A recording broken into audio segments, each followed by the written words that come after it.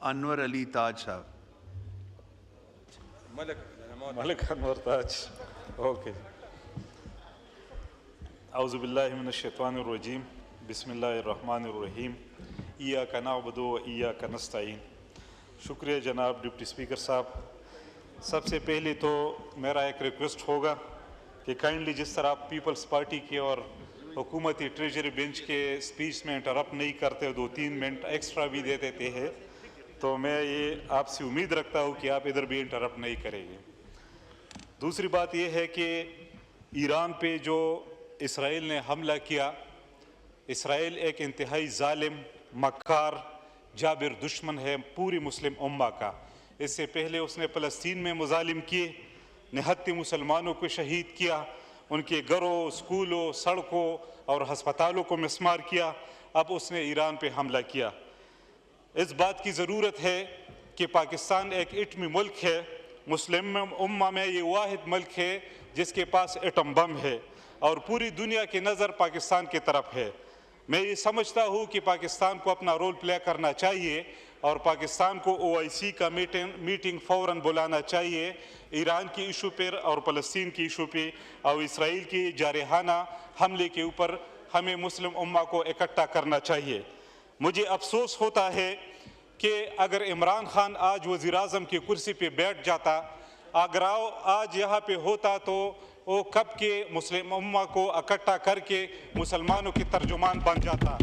लेकिन अफसोस की बात है कि हमारी तरफ से न नेतन्याहू का नाम लिया जाता है, न इसके अलावा मोदी का नाम लिया जाता है, न उसके ख़िलाफ़ कोई ट्विटर आती है, न उसके ख़िलाफ़ उस तरह की आवाज़ उठ जाती है जो हमारे एक शिआर है जो हमारे तरफ से होना चाहिए।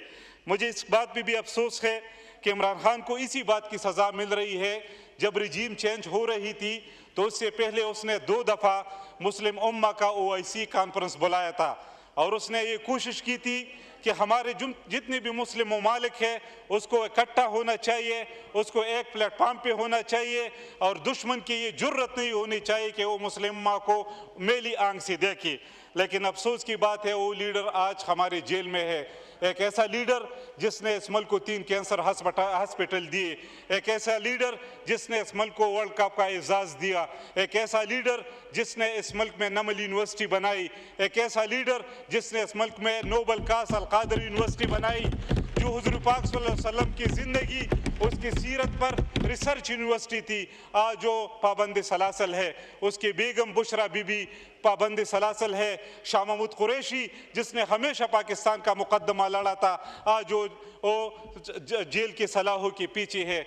इंतहाई अफसोस की बात है हमारे इस मुल्क में जो सबसे बड़ा पॉपुलर लीडर है, जिसको असली मैंडेट मिला है, जो 2/3 मेजॉरिटी से जीता है, वो आज जेल में है और जो सिर्फ 17 सीट जिसने जीती है वो आज वज़ीर-ए-आज़म की कुर्सी पे बैठा है। तो मैं ये आप सबको दरख्वास्त करता हूँ कि खुदारा इस मुल्क पे रहम करे, इस पाकिस्तानी अवाम पे रहम करे। एक ऐसा लीडर जो मुस्लिम उम्मा का तर्जुमान है, उस लीडर को फ़ौरन रिहा किया जाए। उसके बाद मैं बजट पे भी 2-3 बातें करूँगा।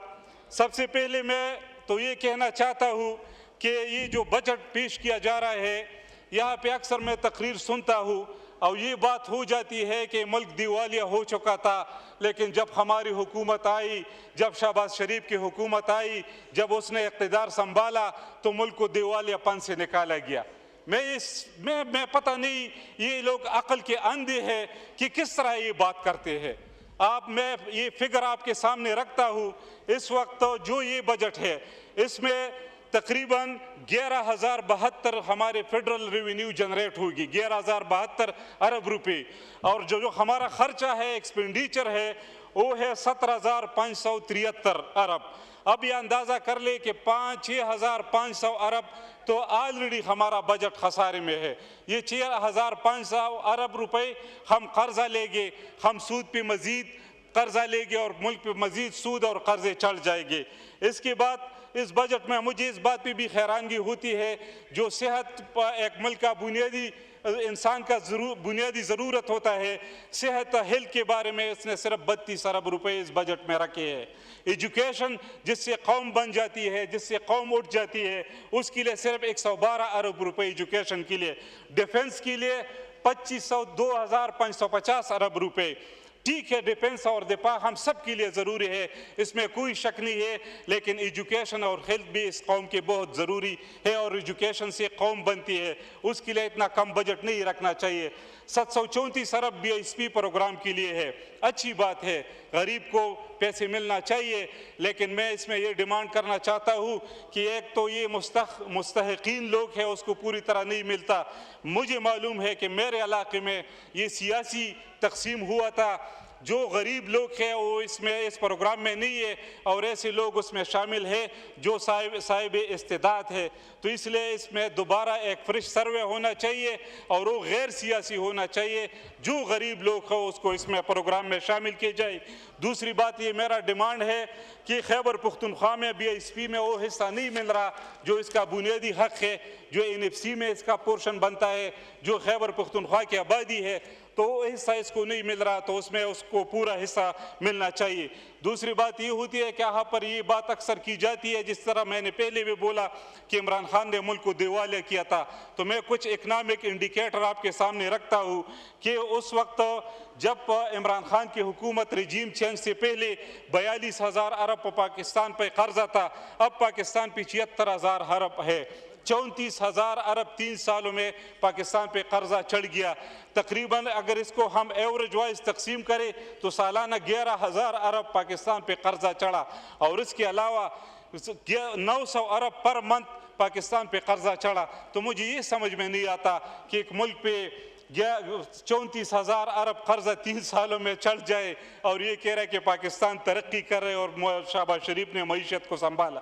GDP ग्रोथ उस वक्त 6.1% थी, अब GDP ग्रोथ 2.7% है। अगर इसको हम एवरेज तकसीम करें 3 सालों में तो 1.5% GDP ग्रोथ है। इस तरह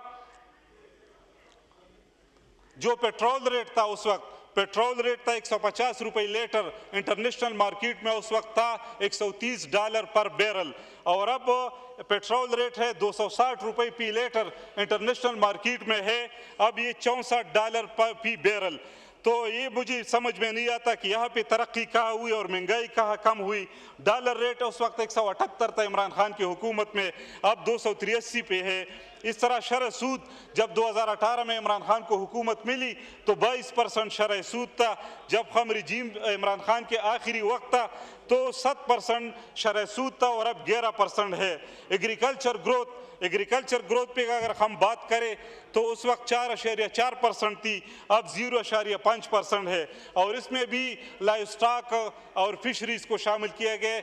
मैं आपको हाउस को ये बताना चाहता हूँ कि 2004 में सर्वे हुआ था, 2006 में सर्वे लाइव स्टॉक का हुआ था। इन कई सालों से तो लाइव स्टॉक का सर्वे भी नहीं हुआ, तो किस तरह उसमें ग्रोथ आ गई, ये भी तकरीबन माइनस में है।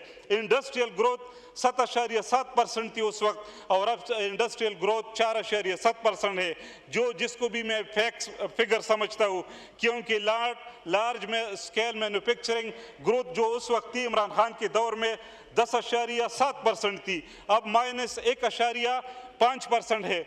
जब ग्रोथ -1.5% हो तो किस तरह इंडस्ट्रियल ग्रोथ कर सकती है, किस तरह SME small medium industry grow कर सकती है। सबसे पहले स्मॉल मीडियम इंडस्ट्री ग्रोइंग के लिए लार्ज मैन्युफैक्चरिंग इंडस्ट्री की जब ग्रोथ ज़्यादा होगी तो उसमें ग्रोथ आ सकती है। इस तरह बिजली का रेट इमरान खान की हुकूमत में 16 रुपये फी यूनिट था, अब बिजली का रेट 60 और 65 रुपये फी यूनिट है। NFC में अगर हम खैबर पुख्तनख्वा की बात की जाए तो आइन के आर्टिकल 160 के मुताबिक खैबर पुख्तनख्वा का शेयर 14.62%। इसके अलावा जो वार एंड टेरर में खैबर पुख्तनख्वा हर वक्त गलत पॉलिसियों की वजह से मुब्तला रहता है, 1% उसका शेयर रहता है। और मर्ज डिस्ट्रिक्ट फाटा की मर्ज के बाद 4.84 उसमें मज़ीद इजाफा हुआ तो 19.46% NFC में खैबर पख्तूनख्वा का हिस्सा बनता है। अभी तक वो हिस्सा खैबर पख्तूनख्वा को नहीं मिला। AIP के तख्त फाटा के फंडिंग में 478 अरब रुपए के बकाया जात है। मैं ये समझता हूँ, ये डिमांड करता हूँ कि फाटा दहशतगर्दी से बहुत मुतासरा हुआ, वहाँ पे बहुत ज़्यादा जंगी लड़ी गई, वहाँ पे बहुत ज़्यादा लाशें उठाई गई। कम अज़ कम उनके साथ ये ज़्यादती न करे, उसका जो हक है उसको पूरा दिया जाए। इसके अलावा जो हमारे नेट हाइडल पावर है खैबर पख्तूनख्वा के 123 बिलियन है। मैं ये समझता हूँ कि ये 123 बिलियन खैबर पख्तूनख्वा को मिलना चाहिए। KPK में जो PSDP में जो शेयर रखा गया है 55 करोड़, टोटल 1000 अरब PSDP में शेयर है और सिर्फ KPK में सिर्फ उसके लिए 55 करोड़। मैं ये समझता हूँ अगर ये ज़्यादा नहीं की जाए तो ये भी अपने शाखर्चियों में खर्च करे। इसके अलावा मैं बिजली की मद में आता हूँ। आज KPK बिजली में KPK में अंधेरा है। वो सूबा जो 7211 मेगावाट हाइडल जो पानी से साफ बिजली, माहौल दूस बिजली पैदा कर रहे हैं और उसका रेट किया है 6 रुपये पी यूनिट से कम रेट पे वो विफाक को दे रहा है और बदले में वो बिजली हमें 60 और 65 पे मिलती है। मैं ये समझता हूँ कि वहाँ के हालात ऐसे हैं, वहाँ के जो दहशतगर्दी के लहर गुजर चुकी है, वहाँ पे इंडस्ट्री किस तरह ग्रो करेगी, वहाँ पे रोज़गार किस तरह आएगी। रोज़गार तब आएगी जहाँ पे वहाँ पे जब लोगों को सस्ती बिजली मिली। वो अगर आपको 6 रुपये पी यूनिट दे रहा है तो ये जुल्म नहीं होना चाहिए कि आप बदले में उसको 60 और 65 पे दे दे। तकरीबन 67% जो हाइडल पावर है वो सिर्फ खैबर पख्तूनख्वा विफाक को दे रहे हैं। इसके अलावा खैबर पख्तूनख्वा पेस्को की जो टोटल डिमांड है वो 2600 मेगावाट, लेकिन आज खैबर पख्तूनख्वा को जो सप्लाई मिल रही है वो 1100 मेगावाट। तो 2600 मेगावाट अगर उसकी डिमांड है तो उसको मिलना चाहिए। पेस्को का जो रेवेन्यू का रिकवरी का रेशो है वो तकरीबन 91% है, लेकिन इसके बावजूद हम आज अंधेरे में है। वहाँ पे IPPs जो इस मुल्क के तरक्की में सबसे बड़ी रुकावट है, जिसने इस मुल्क को तबाह और बर्बाद कर दिया। IPPs के सिर्फ 60 बंदों को हम 2300 अरब कैपेसिटी पेमेंट के मद में दे रहे हैं। मैं ये समझता हूँ जिसने ये एग्रीमेंट की है और इस मुल्क के साथ दुश्मनी की है उसको डी चौक पे उल्टा लटकना चाहिए और उसको फांसी देना चाहिए। इस तरह जुल्म इस मुल्क के साथ नहीं। आज अगर 60-65 पर अगर आज पाकिस्तान से इंडस्ट्री बाहर जा रही है, सारी इंडस्ट्रियलिस्ट बाहर जा रहे, सिर्फ एक IPPs की वजह से जा रहे। इसमें कौन मुलव्विस थे उनको सजा देनी चाहिए। इसके अलावा फाटा और पाटा ये जो ऐसे इलाके हैं जहाँ पे दहशतगर्दी की तकरीबन 40 साल दौर गुजर चुके हैं। अब पहले हम रशियन वार में थे, फिर उसके बाद हम अमेरिकन वार में, उस 2 वार में ये इलाका बहुत ज़्यादा मुतासरा है और ये 2 इलाके बहुत ज़्यादा मुतासरा हुआ है। उस पर कम अज़ कम ये 10% जो सेल टैक्स लगा हुआ है ये ख़त्म होना चाहिए। आखिरी बात मैं कहना चाहता हूँ अपने हल्के के हवाले से। मेरे हल्के में बिजली के हालात इंतहाई ख़राब है। स्पीकर साहब, जब भी मुझे मौका मिलता है मैं अपने हल्के के लिए बिजली का आवाज़ उठाता हूँ। मेरे हल्के में आज बिल्कुल मुकम्मल अंधेरा है। 1 या 2 घंटे बिजली आती है, उसके अलावा 4 फीडर ऐसे हैं जो 3 साल से मुकम्मल तौर पर बंद है।